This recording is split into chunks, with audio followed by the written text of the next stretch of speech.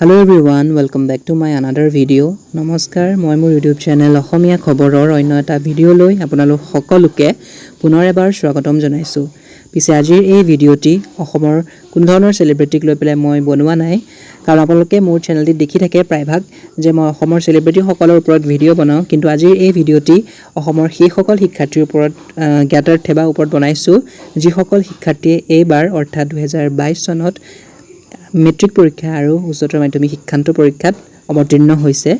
হয়, সেই সকল শিক্ষাৰ্থীয়ে বৰ্তমান খুবেই উৎকণ্ঠাৰে বাট চাই আছে তেখেতসকলৰ আহিবলগীয়া ৰিজাল্টলৈ।